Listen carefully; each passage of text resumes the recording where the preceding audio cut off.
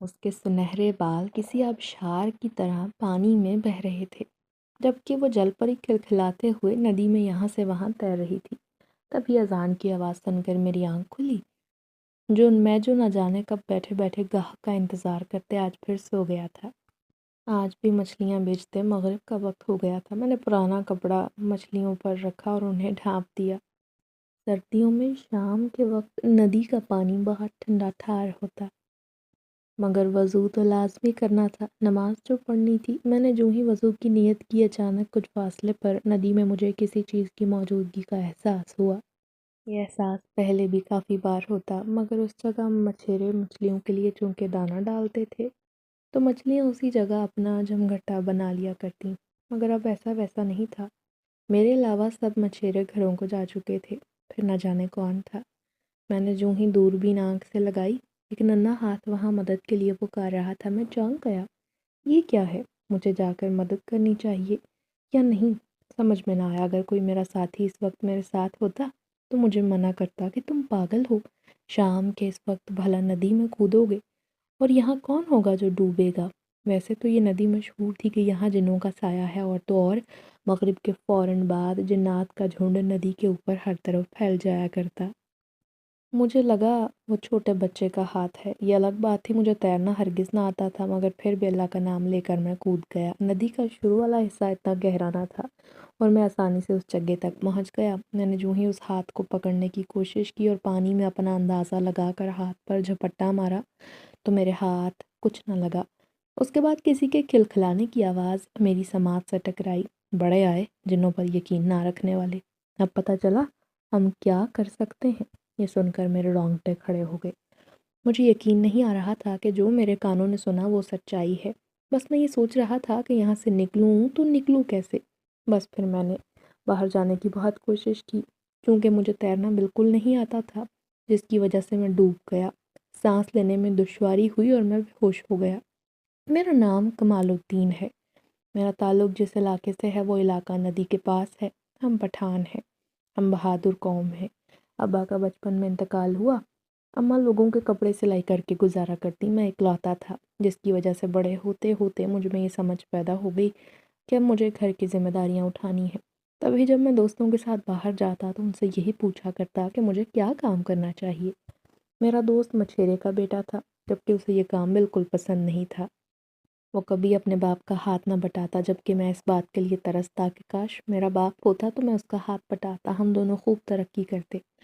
میرا دوست جب بھی اپنے باپ کو مچھلیاں پکڑتے دیکھتا وہ رخ موڑ کر چلا جاتا۔ ایک دن وہ کسی دوسرے شہر گیا تھا۔ جب اس کا باپ مجھے ملا، میں نے ان سے درخواست کی کہ مجھے مچھلیاں پکڑنا سکھا دیں۔ کیوں انہوں نے میری بات مان لی۔ وہ کہنے لگے روز میرے ساتھ ندی پر آ جایا کرو۔ بچپن سے ہی میں اس بھلے مانس شخص کے ساتھ یہ کام سیکھنے لگا۔ میں روز شام 5 بجے کے بعد وہاں جاتا۔ آہستہ آہستہ کام سیکھا، مہارت ہو گئی۔ پھر میں نے اپنی جمع پونجی سے جال خریدا۔ میرے سارے ساتھی مجھ سے کافی بڑے اور بوڑھے تھے، انہیں بہت سالوں کا تجربہ تھا۔ مجھے دیکھ کر تمسخر اڑاتے، اور تب انہوں نے مجھے ڈرانا شروع کر دیا کہ یہاں جنات ہوتے ہیں، کہیں ایسا نہ ہو کوئی تمہارے پیچھے پڑ جائے۔ گھر آ کر میں نے اماں کو بتایا۔ اماں وہ میرا مذاق اڑا رہے تھے، کیا یہ بات حقیقت ہے وہاں جنات ہے؟ اماں نے سمجھایا کہ جنات اور انسان ہمیشہ ساتھ ساتھ رہتے ہیں بیٹا، مگر فرق ہوتا ہے جنات بھلے بھی ہیں اور برے بھی۔ وہ بھی تو اللہ کی مخلوق ہے نا، جس طرح اللہ نے ہمیں بنایا اسی طرح انہیں بھی پیدا کیا گیا ہے۔ بس اس دن کے بعد سے میرا ڈر ختم ہو گیا تھا، اور کوئی مجھے ڈراتا تو میں یہی کہتا کہ وہ بھی اللہ کی مخلوق ہیں۔ میرا ان پر یقین ہے، اور نیکی کرنے والوں کو جنات نقصان نہیں پہنچاتے۔ پھر آہستہ آہستہ اسی ندی کے قریب میں نے اپنی دکان کھول لی، جو کہ ٹھیلا تھا۔ مچھلیاں پکڑ کر ٹھیلے پر رکھ کر میں بیچا کرتا۔ میری تو کوشش یہ ہوتی کہ مچھلی ذرا اچھی قسم کی ہو، میری مچھلی جلدی بک جایا کرتی۔ میرے اس دوست کے باپ کا انتقال ہو گیا تھا جو میرے استاد تھے۔ مجھے بہت افسوس ہوا، وہ اللہ کو پیارے ہو گئے تھے۔ وہ بھی بڑی اچھی نسل کی مچھلیاں بیچا کرتے تھے، جس کی وجہ سے میری مچھلی کی نسل اور معیار کافی اچھا ہوتا، چونکہ میں نے ان سے ہی کام کرنا سیکھا تھا۔ میری کمائی اچھی ہوتی، باقی مچھیروں نے یہ دیکھ کر حسد کرنا شروع کر دیا۔ اب وہ طرح طرح کے تجربے کرتے میرا کام بگاڑنے لگے۔ ایک دن انہوں نے میری مچھلیوں کی خوراک میں زہر ملا دیا۔ میں جب بھی ندی کے پاس جا کر مخصوص جگہ پر دوائی پھینکتا کوئی مچھلی میرے جال میں نہ آتی۔ پھر ایک دن خیال آیا کیوں نہ کشتی پر سوار ہو کر ندی کے درمیان میں جاؤں جدھر کوئی بھی مچھیرا نہیں جاتا۔ اس کا ذکر میں نے دوست سے کیا تو وہ بولا، ارے کمال الدین، یہ کام تو میرے ابا نے بھی نہیں کیا، مگر مجھے یقین ہے کہ اگر تم اس طرح کرو گے تو ضرور تمہارے جال میں اچھی نسل کی مچھلیاں آئیں گی۔ تجھے پتہ ہے کمال، ایک بات ہے، ندی کے اس طرف کوئی نہیں جاتا میرے بھائی، کیونکہ وہاں جنوں کا بسیرا ہے، اور جو بھی جاتا ہے بدقسمتی سے لوٹ کر نہیں آتا۔ ایسا نہ ہو کہ کہیں جنات بنات تجھے قابو کر لیں۔ میں نے اس کی بات کو ہوا میں اڑا دیا۔ بھلا وہ میرا کیا بگاڑیں گے میرے بھائی، میں تو 5 وقت کا نمازی ہوں، اور ویسے بھی جنات اللہ کے نیک بندوں کو نہیں ستاتے۔ ارے تو کیسی بات کر رہا ہے؟ ارے چپ کر جا، بس ایسا نہ ہو تجھے لینے کے دینے پڑ جائیں۔ اس کی بات پر میں پھر سے ہنس دیا تھا۔ میں بالکل اس کی باتوں میں نہیں آنا چاہتا تھا، بس میں یہ ظاہر کر رہا تھا کہ مجھے ڈر نہیں لگتا، مگر اندر سے میں خاصا ڈرا ہوا تھا۔ مگر میں اتنا بہادر تھا، یہ کام آرام سے کر سکتا تھا۔ اسی دن میں نے کشتی تیار کی اور خود کشتی چلا کر ندی کے درمیان میں آ پہنچا، جال بچھایا اور پھر اس کے اندر وہ دوائی ڈالی جو مچھلیوں کی خوراک تھی۔ کچھ دیر بعد مجھے اپنا جال بہت بھاری محسوس ہوا، میرا جی خوش ہو گیا۔ پہلی بار میرے جال میں اتنا وزن پڑا تھا، ایسا لگ رہا تھا جیسے کوئی بہت اچھی نسل کی مچھلی میرے جال میں پھنس چکی ہے۔ لیکن ابھی میں خوش ہو ہی رہا تھا کہ ایک جھٹکے سے میرے جال پر اتنا دباؤ پڑا، میں کشتی سے ندی میں گرتے گرتے بچا۔ میری حیرت کی انتہا نہ رہی، خوف سے میرا چہرہ پسینے سے تر تر ہو گیا تھا۔ میں نے جال اپنی طرف کھینچنا شروع کر دیا، مگر جال باہر نہیں نکل رہا تھا، بلکہ وہ پورا زور ندی کی جانب دے رہا تھا جیسے کوئی مچھلی ہو۔ پھر ایک دم سارا وزن غائب ہو گیا، میرے پیروں تلے زمین کھسک گئی کہ یہ کیا ہوا۔ میں نے جال آہستہ آہستہ باہر نکالا تو یہ دیکھ کر دل ٹوٹ گیا، اس میں کوئی مچھلی نہ تھی۔ اور پھر ایسا ہوا کہ جال میں کوئی مچھلی پھنسی ہی نہیں، مگر وہ وزن کیسا تھا پھر؟ ان عجیب سوالوں نے مجھے پریشان کر دیا تھا۔ کچھ دیر بعد میں ندی سے آ گیا، میرا اترا چہرہ دیکھ کر میرے دوست مذاق اڑانے لگے۔ کہا تھا نا تجھے کچھ نہیں ملے گا۔ میری بات تو سمجھتا ہی نہیں تھا، مگر میں اسے وہ نہیں بتا سکتا تھا۔ اگر اسے بتاتا کہ میرے ساتھ یہ واقعہ پیش آیا ہے تو وہ ضرور اسے لگتا کہ یہ یقیناً جنات کی شرارت ہے، پر مجھے سمجھ نہ آیا کہ کیا کروں۔ بس میری روزی روٹی تو چل ہی رہی تھی، اور پھر اس روز ایک عجیب واقعہ پیش آیا۔ جب مغرب کی اذان سے پہلے کسی نے مجھے مدد کے لیے پکارا، وہ ہاتھ دیکھ کر میں ندی میں کود گیا، پر اس کے بعد جو دھوکہ ملا اس کی وجہ سے میری جان بھی جا سکتی تھی۔ میں بے ہوش ہو گیا تھا۔ تھوڑی دیر بعد جب آنکھ کھلی میں کنارے پر پڑا تھا، میرے آس پاس بھی کوئی نہ تھا۔ میں حیران ہوا کہ کس نے میری جان بچائی۔ ان سوالوں نے مجھے خاصا الجھا دیا تھا۔ پھر ایک روز رات کے وقت میں گمسم سا جال ندی میں پھینکے، خوراک ڈالے اپنی سوچوں میں مگن تھا۔ مجھے امید تھی کہ آج بھی چھوٹی موٹی مچھلیاں تو پکڑ ہی لوں گا، جب اچانک ایک جھٹکا لگا، جال میرے ہاتھ سے نکلنے والا تھا۔ اتنا وزن تھا، بڑی مشکل سے جال پر میں نے دباؤ بڑھایا، پھر اپنی طرف زور لگایا، پھر پھولی سانسوں کے ساتھ جال کو باہر نکالا، اور یہ دیکھ کر رونگٹے کھڑے ہو گئے، وہاں کوئی مچھلی نہ تھی۔ وہ ایک لڑکی تھی جو بے ہوش تھی۔ ارے لڑکی، کون ہو تم؟ اسے سہارا دے کر بامشکل میں کنارے تک لایا۔ آنکھیں اس کی بند تھی مگر تیزی سے سانس لے رہی تھی۔ اس کے گھنے لمبے بال کمر پر پھیلے ہوئے تھے، وہ بالکل پریوں جیسی تھی، اس علاقے کی تو کہیں سے بھی نہ لگتی تھی۔ میں نے اس کے گال تھپ تھپائے، ہوش دلانا چاہا۔ مجھے لگا اس کے پیٹ میں پانی بھر گیا ہے۔ پیٹ پر دباؤ ڈالا، اس کے بعد اس کے منہ سے پانی نکلا اور وہ ہوش کی دنیا میں لوٹ آئی، کھانسنے لگی۔ میں یہاں کیا کر رہی ہوں اور آپ کون ہیں؟ میں نے اسے بتایا کہ تم میرے جال میں پھنس گئی تھی۔ دیکھیے، میری جان بچانے کا شکریہ، آپ نے میری مدد کی، میں یہ احسان کبھی نہیں بھولوں گی۔ آپ کا گھر کہاں ہے؟ آپ مجھے بتائیے، میں آپ کو چھوڑ دوں گا۔ مگر وہ چپ چاپ سر جھکائے بیٹھی رہی۔ دوبارہ پوچھا، ارے آپ اداس کیوں ہیں؟ بتائیے تو، یوں رات کے وقت یہاں رہنا مناسب نہیں، اور ویسے بھی میں دکان بند کرنے لگا ہوں۔ دراصل میرا کوئی گھر نہیں۔ یہ سن کر میں مزید حیران ہو گیا۔ یہ کیسی بات ہوئی؟ آپ کا کوئی ٹھکانہ تو ہوگا، کیا آپ کے ساتھ کوئی نہیں؟ تو پھر آپ کہاں رہتی ہیں؟ اس نے نفی میں سر ہلایا تو میں نے اگلا سوال کیا۔ تب وہ شہد رنگ آنکھوں سے مجھے دیکھ کر بولی، میں یہیں رہتی ہوں۔ مگر آپ مجھے یہاں کبھی نظر نہیں آئیں۔ دراصل میں ندی کے اس پار اس کنارے پر رہتی ہوں۔ مجھے تیراکی کا شوق ہے، تبھی اس بار زندگی میں پہلی بار ڈوب گئی، مگر آپ نے مجھے بچا لیا۔ وہ مسکرا کر جواب دے رہی تھی، مگر میں بے چین تھا۔ آج تک کسی لڑکی نے مجھے یوں نہ دیکھا تھا۔ میرا چہرہ مارے حیا کے لال ہو رہا تھا۔ تو پھر آپ جائیں گی کہاں؟ میرا مطلب واپس کیسے جائیں گی؟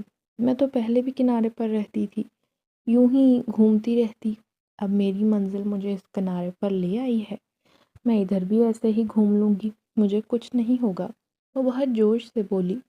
میں اس کا نڈر پن دیکھ کر دنگ رہ گیا تھا۔ بہرحال میں اسے چھوڑ کر دکان پر آ گیا۔ وہ اسی جگہ بیٹھی آسمان کو گھور رہی تھی۔ اس کی آنکھوں میں عجیب سی چمک تھی۔ مجھے اچھا نہیں لگ رہا تھا کہ میں نے اس کی جان بھی بچائی اور پھر اسے اکیلا چھوڑ کر آ گیا۔ اگر اماں کو یہ سب بتاتا تو اماں خوب ڈانٹتی کہ تم اسے گھر لے آتے۔ بہرحال دکان بند کرنے کے بعد میں واپس گیا۔ آپ کا نام کیا ہے؟ مجھے سمجھ نہ آیا کہ بات کا آغاز کہاں سے کروں۔ میرا نام روپا ہے۔ نام خوبصورت ہے۔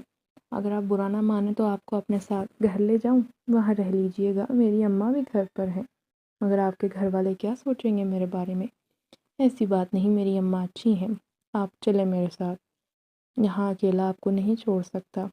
ہم گھر چل پڑے۔ دروازہ بجایا۔ اماں نے مجھے اس حسین و جمیل مورت کے ساتھ دیکھا تو گھور کر دیکھا۔ میں نے اشارتاً اماں کو تسلی دی۔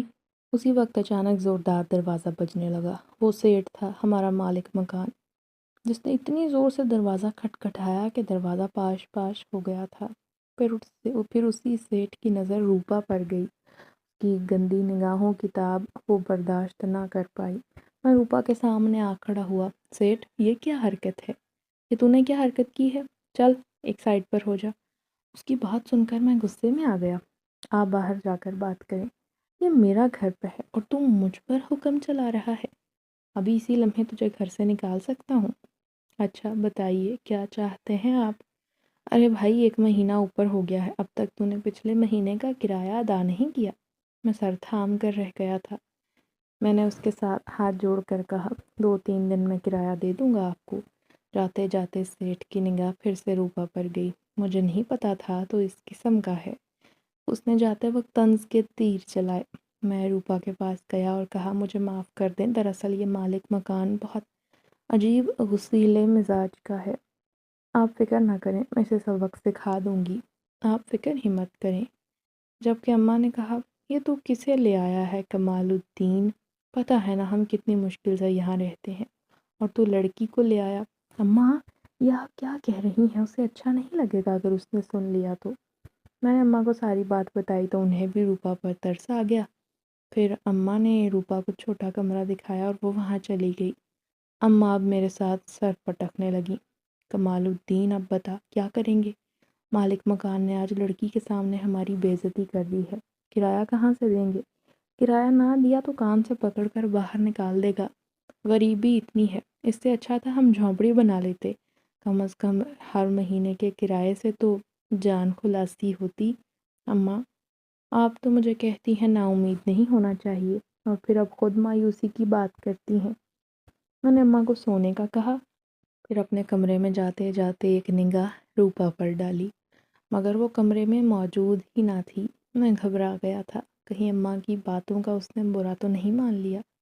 میں نے یہاں وہاں نظر دوڑائی، مگر وہ مجھے کہیں نہ ملی۔ پھر کچھ دیر بعد اچانک گھر کے دروازے کی طرف نگاہ پڑی، وہ وہاں سے آ رہی تھی۔ تم کہاں گئی تھی؟ اس کے ہاتھ خون سے لال تھے۔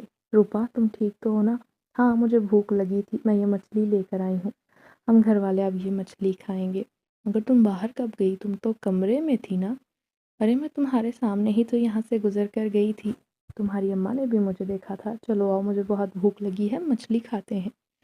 مجھے بھوک نہیں، کل مچھلی کھائیں گے، تم ابھی یہ کھا لو۔ نہیں مل کر کھائیں گے، صبح کھا لیں گے، ابھی اسے فریج میں رکھ دیتے ہیں۔ روپا نے فریج کا دروازہ کھولا اور وہ مچھلی اتنی بڑی تھی اس نے فریج میں رکھ دی۔ میں نے اتنی بڑی مچھلی آج تک نہیں دیکھی روپا، تم یہ کہاں سے لائی ہو؟ وہ بولی، مجھے تیرنا آتا ہے، میں نے خود اسے پکڑا ہے، اور وہ بھی ندی کے بیچوں بیچ۔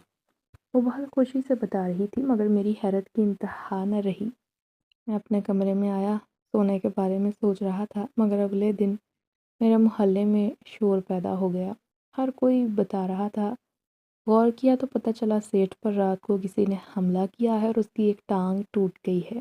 اماں نے سنا تو خوش ہوئی، بہت اچھا ہوا، جتنا بد اخلاق بد لحاظ انسان تھا نا، یہی ہونا چاہیے تھا اس کے ساتھ۔ مجھے تو یقین نہیں آ رہا تھا۔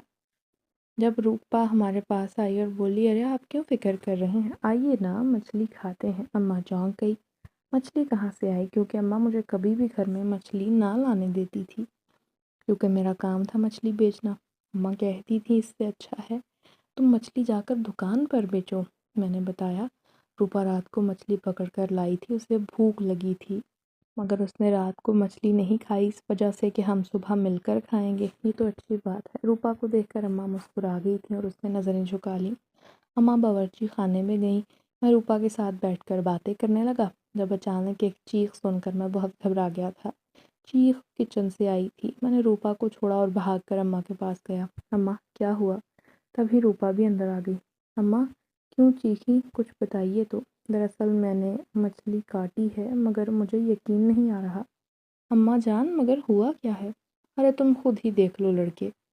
اماں کی بات پر جو ہی نیچے دیکھا میرے رونگٹے کھڑے ہو گئے، میری آنکھیں چمک اٹھیں۔ مچھلی کے اندر سونے کے موتی موجود تھے۔ میری آنکھیں پھٹی کی پھٹی رہ گئیں۔ میں ایک نظر اماں کو دیکھتا، ایک نظر روپا کو۔ روپا کے چہرے پر کوئی حیرت نہ تھی۔ مجھے شک ہوا۔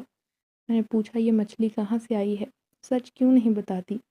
مجھے نہیں معلوم، میں تو بس اسے ندی سے پکڑ کر لائی ہوں، اور وہاں سے جہاں سے کوئی بھی مچھلی نہیں پکڑ پاتا۔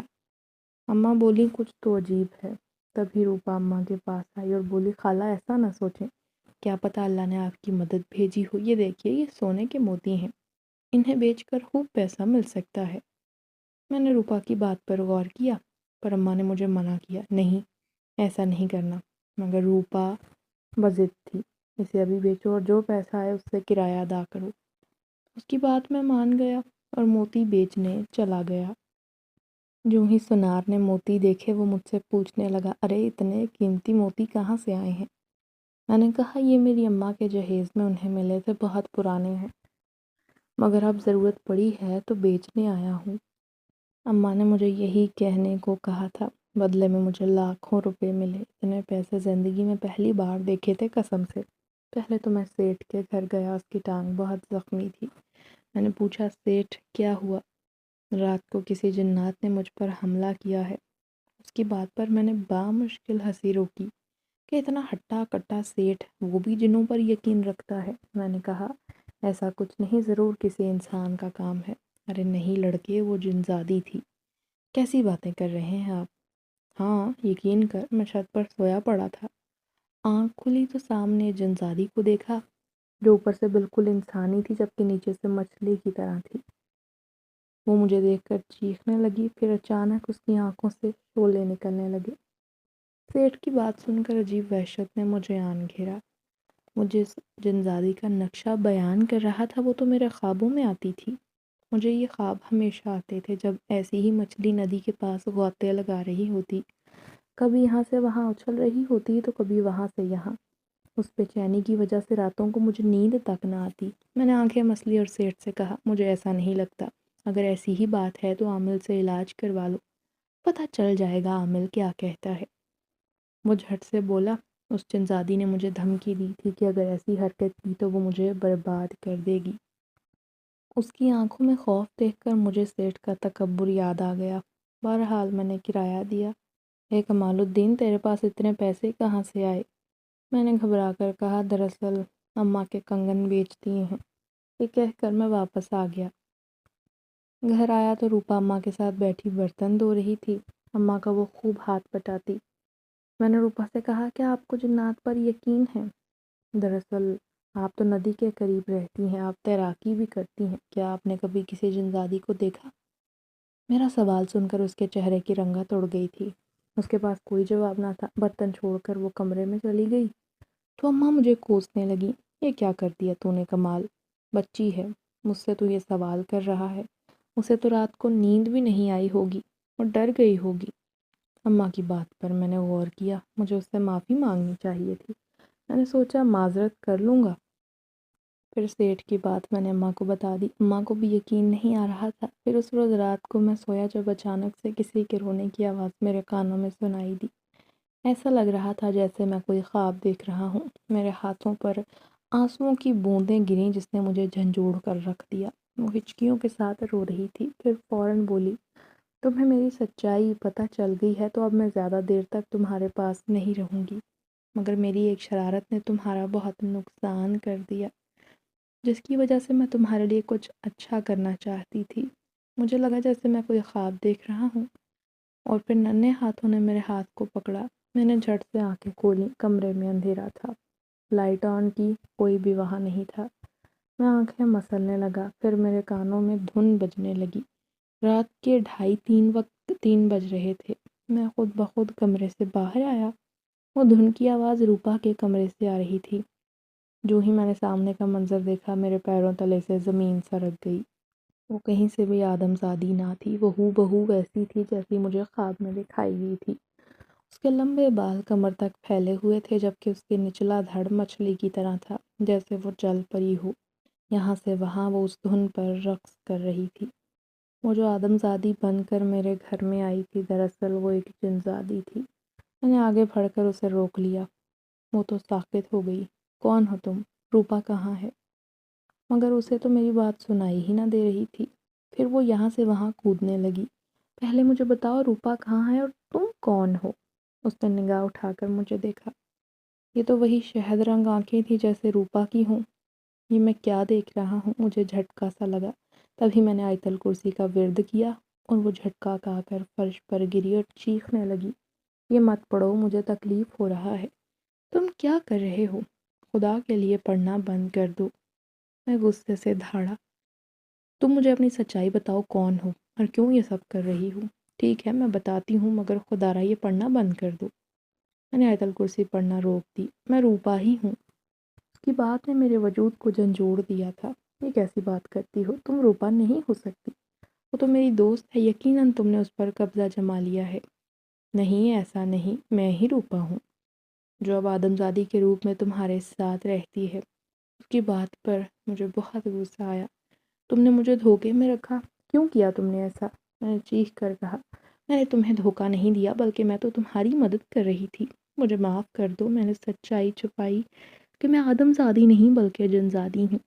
مگر یوں غصہ نہ کرو، میں تو تمہاری دوست بن کر رہنا چاہتی ہوں، تمام عمر تمہاری دوست رہوں گی، تمہارے کام آنا چاہتی ہوں، ساری عمر تمہاری مدد کروں گی، کیونکہ میں نے ایک غلطی کی جس کی وجہ سے تمہاری جان بھی جا سکتی تھی۔ کیسی غلطی؟ دراصل وہ میں ہی تھی جس نے تمہیں اس شام مدد کے لیے پکارا تھا، اور تمہیں لگا تھا جیسے کوئی ندی میں ڈوب رہا ہے، اور تم بنا سوچے سمجھے ندی میں کود گئے میری مدد کرنے کے لیے۔ میں تمہیں بتانا چاہتی تھی کہ جنات کیا کر سکتے ہیں۔ میں تو تمہاری آنکھوں کا پردہ ہٹانا چاہتی تھی، کیونکہ میں نے سن لیا تھا جب تم اپنے دوست کو بتا رہے تھے کہ تمہیں جنات پر یقین نہیں۔ بس تمہارا وہ جملہ سن کر میں نے سوچا کہ تمہیں سبق سکھایا جائے۔ جس نے تمہیں مدد کے لیے پکارا، جو ہاتھ تم نے دیکھا وہ میرا ہی تھا، مگر جو ہی تم ندی میں گئے میں وہاں سے واپس آ گئی۔ مگر یقین کرو میں نہیں جانتی تھی تمہیں تیرنا نہیں آتا۔ میں نے جو ہی تمہیں بے ہوش دیکھا فوراً تمہیں باہر نکالا۔ اس کی بات سن کر میں جم گیا تھا۔ میں پھٹی پھٹی آنکھوں سے اسے دیکھ رہا تھا۔ مجھے سیٹھ کا خوف یاد آنے لگا۔ اس کا یہی مطلب ہے کہ سیٹھ پر تم نے حملہ کیا؟ ہاں، میں نے ہی سیٹھ پر حملہ کیا، کیونکہ مجھ سے اس کی گندی نگاہ برداشت نہیں ہوئی۔ اسی لمحے میں نے فیصلہ کیا تھا کہ اس شخص کو تو سبق ضرور سکھاؤں گی، اور یوں میں نے اسے سبق سکھا کر بدلہ لیا۔ میں گھبرا گیا تھا۔ اب تک یقین نہیں کر پا رہا تھا کہ جس روپا کو میں نے اپنے گھر میں جگہ دی وہ آدم زادی نہیں جن زادی تھی، اور اسی نے میری مدد کی۔ وہ سونے کے موتی، وہ بھی تم نے اس کے پیٹ میں رکھے ہوں گے، کیوں کر رہی ہو میری مدد؟ میں نے اسے نظریں ہٹا کر کہا، تم نے مجھے پناہ دی، اب تم بتاؤ تم نے ایسا کیوں کیا؟ کیونکہ تمہارے اندر احساس تھا، تو مجھے بھی احساس تھا کہ جس نے مجھے پناہ دی میں اس کی مدد کروں، تو میں نے وہ جناتی مچھلی تمہارے فریج میں رکھی تاکہ تم مچھلی کے اندر سونے کے موتی دیکھو تو تمہیں لگے کوئی معجزہ ہے، کیونکہ اگر میں ویسے تمہاری مدد کرتی یقیناً تم قبول نہ کرتے۔ اس کی بات پر میرے دل میں اس کے لیے مزید ہمدردی جاگ اٹھی۔ مجھے یقین نہیں آ رہا تھا کہ اگر محلے والے یہ سچائی جان لیتے تو ہمارے دشمن بن جاتے۔ دیکھو روپا، تمہارا یہاں رہنا خطرے سے خالی نہیں، تم جہاں سے آئی ہو نا وہیں چلی جاؤ خدا را۔ میں نے خود سے وعدہ کر لیا ہے، میں تمہارے حالات بدل کر لوٹوں گی، میں تمہارا ساتھ ضرور دوں گی اور ہر حال میں دوں گی۔ پھر اگلے ہی دن اچانک محلے میں شور مچا۔ ایک شخص سے پوچھا تو بولا سیٹھ نے کسی عامل سے پتہ لگوایا ہے کہ اس محلے میں کوئی جنزادی ہے جو یہیں کہیں کسی گھر میں چھپی ہے۔ یہ سن کر میرے پیروں کی زمین کھسک گئی، میں بھاگتا ہوا واپس گھر میں آیا۔ میں نے جنزادی کو یہ خبر دی مگر وہ یہ خبر سن کر پرسکون تھی۔ ایسا نہیں ہوگا، اس عامل کو کبھی بھی پتہ نہیں چلے گا کہ میں کس کے گھر میں رہتی ہوں۔ دیکھو تم پریشان مت ہو، اتنے میں پیچھے سے اماں کی آواز آئی، یہ تم دونوں کس بارے میں بات کر رہے ہو؟ اماں کی بات سن کر میرے چہرے کا رنگ اڑ گیا۔ میں نے گھبرا کر کہا کسی کے بارے میں نہیں، مگر اماں جان کو شک ہو گیا تھا۔ اماں کو پتہ ہی تھا کہ پورے محلے میں کون سی افواہیں پھیلی ہیں۔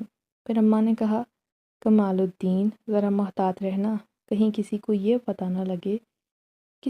نہ لگے کہ جسے ہم نے گھر میں پناہ دی ہے وہی دراصل جنزادی ہے۔ اماں کی بات پر مجھے کھانسی کا دورہ پڑا، مگر میں اب تک اماں کو یہ بات نہیں بتا سکتا تھا۔ اماں کو تو جنات پر یقین نہیں تھا، اگر انہیں میں سچائی بتا دیتا تو وہ ڈر جاتی، اور پھر مجھے ایک ہی طریقہ نظر آیا۔ میں نے جنزادی سے کہا اگر تمہیں میری مدد کرنی ہے تو پھر تم میری دکان پر آ جاؤ، میری دکان پر میرا ساتھ دے کر تم میری مدد کر سکتی ہو، پر میرے گھر میں رہنا سب کو شک میں ڈال سکتا ہے، خصوصاً میری اماں کو۔ جنزادی نے آخر میری بات مان لی۔ وہ میری دکان پر بیٹھتی، رات کے وقت ندی میں چلی جاتی اور پھر ڈھیروں ڈھیر اچھی تگڑی نسل کی مچھلیاں پکڑ کر مجھے دیتی جو بہت مہنگے داموں بکتی، جس کی وجہ سے گھر کے حالات بہتر ہو گئے۔ وہ میرے سامنے ہمیشہ روپا کے روپ میں رہتی تھی، مجھے اسے دیکھنے کی عادت ہو گئی۔ پھر میں نے سوچا کہ ضرور اس سے دل کی بات بیان کر دوں گا۔ اماں کا بھی یہی کہنا تھا کہ روپا اچھی لڑکی ہے، وہ تمہارے ساتھ دکان پر رہتی ہے، اس کا دنیا میں کوئی نہیں، اگر تمہیں شادی کرنی ہے تو اسی سے کر لو۔ یہ سچائی تو میں جھٹلا بھی نہ سکتا تھا کہ وہ جنزادی ہے، مگر دل کو کیسے سمجھاتا۔ پھر ایک دن وہ میرے پاس آئی، اس کے ساتھ ایک خوبصورت لڑکی تھی جس کا نام عریشہ تھا۔ میں نے پوچھا یہ کون ہے؟ روپا نے بتایا یہ میری پہلی سہیلی ہے جو انسانوں کی بستی میں پنی تھی، اس نے میری بہت مدد کی تھی، اس نے مجھے پناہ دی تھی، مگر اس کے گھر والوں نے یہ قبول نہ کیا کہ یہ مجھے اپنے ساتھ رکھ سکتی ہے، مگر آج بھی ہم دونوں گہری سہیلیاں ہیں، میں تو اسے تم سے ملوانے لائی ہوں۔ میں اس کی بات پر چونک گیا۔ عریشہ نظر چراتے ہوئے مجھے ہی دیکھ رہی تھی، جانے وہ کیوں شرما رہی تھی۔ پھر ایک دن جنزادی نے مجھ سے کہا کمال الدین تم نے مجھے بتایا نہیں، عریشہ تمہیں کیسی لگی؟ تم اس کے بارے میں کیوں پوچھ رہی ہو؟ دراصل وہ اچھی لڑکی ہے۔ ٹھیک ہے، ہوگی اچھی، مگر مجھے کیا؟ پھر ایک دن میں نے فیصلہ کیا تھا کہ میں روپا کو اپنے دل کی بات بیان کر دوں گا۔ اس دن میں نے اپنے پیسوں سے انگوٹھی خریدی۔ روپا کو پتہ چل چکا تھا، وہ پوچھنے لگی یہ انگوٹھی اس دکان میں کیا کر رہی ہے؟ یہ تم نے کس لیے خریدی؟ کیا کسی لڑکی کے لیے؟ اس کا سوال سن کر میرا ضبط جواب دے گیا۔ میں نے اس کا ہاتھ تھام کر کہا کہ میں نے کسی آدم زادی کے لیے نہیں بلکہ ایک حسین و جمیل جنزادی کے لیے خریدی ہے جو میرے سامنے موجود ہے۔ وہ چونک اٹھی، یہ کیا بول رہے ہو؟ اگلے پل میں نے انگوٹھی پکڑی، اس کا ہاتھ تھام کر اس کی مخروطی انگلیوں میں پہنا دی۔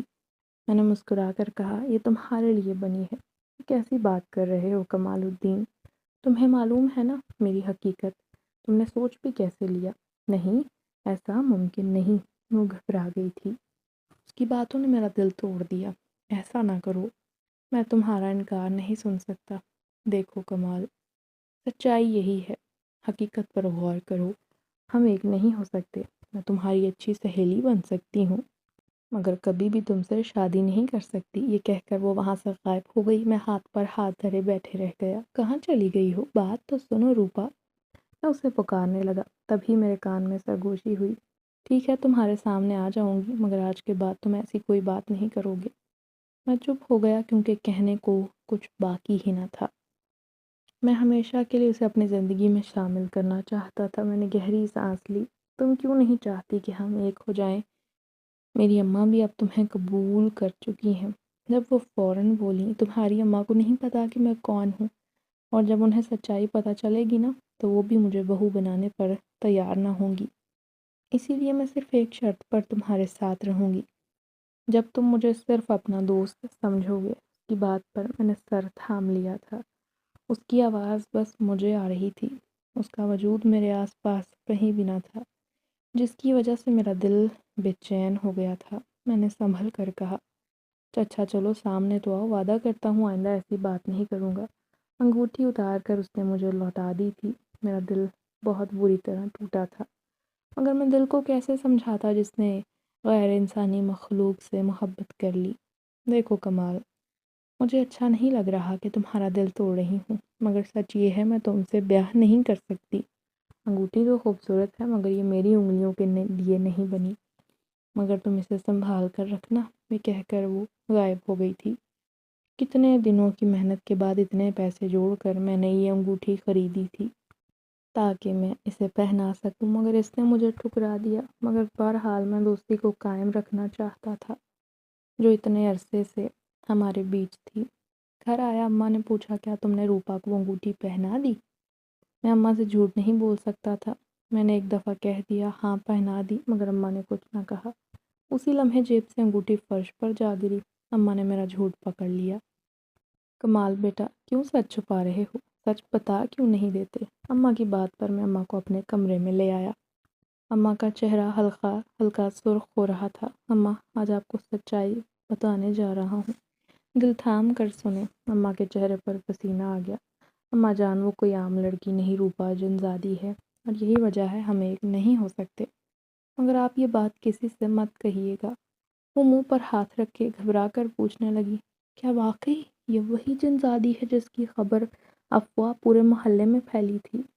پر کسی کو یہ بات پتہ نہیں لگنی چاہیے اماں، میں تو اس کی محبت میں مبتلا ہوں، مگر وہ مجھے نہیں اپنا سکتی۔ میں نے آنکھیں بند کی اور درد بھرے لہجے میں کہا، اماں نے سچائی کو قبول کر لیا تھا۔ روپا میں ہمیشہ میری دکان پر آتی، پھر ایک دن کہنے لگی، کمال، یہ انگوٹھی تم ان ہاتھوں میں کب دو گے جو اس کے لائق ہیں؟ میں نہ سمجھا اس کی بات۔ پھر اگلے دن وہ عریشہ کو لے آئی اور اب میں اس کی بات سمجھ گیا۔ دکان بند کرنے کی کوشش کی، وہاں سے بھاگنا چاہتا تھا۔ اس نے مجھے روک کر کہا، عریشہ تمہیں بہت چاہتی ہے، اس نے جب سے تمہیں دیکھا ہے تمہیں پسند کرنے لگی ہے، اور میں نے بھی اسے سمجھایا ہے تم اچھے انسان ہو، ویسے بھی یہ میری بچپن کی سہیلی ہے، تم اس سے کیوں شادی نہیں کر لیتے؟ اس کی بات سن کر میں بھی کشمکش میں پڑ گیا۔ مجھے کسی نہ کسی سے شادی تو کرنی ہے نا، اور میں اتنا ضرور جان گیا تھا کہ روپا سے شادی میری کبھی نہیں ہونے والی۔ اماں کو عریشہ کا بتایا تو وہ بھی مان گئی تھیں، اور یوں اماں بھی اس کے لیے تیار ہو گئی۔ میں نے عریشہ کو ہاں کر دی۔ شادی کی ساری ذمہ داری جنزادی نے لے لی۔ یوں کچھ ہی دنوں کے بعد عریشہ سے میری سادگی سے شادی ہو گئی، جو میرے لیے ایک اچھی بیوی ثابت ہوئی تھی، اور میں بہت خوش تھا۔ عریشہ نے زندگی کے ہر کٹھن اور خوشگوار موڑ پر میرا خوش دلی سے ساتھ دیا تھا۔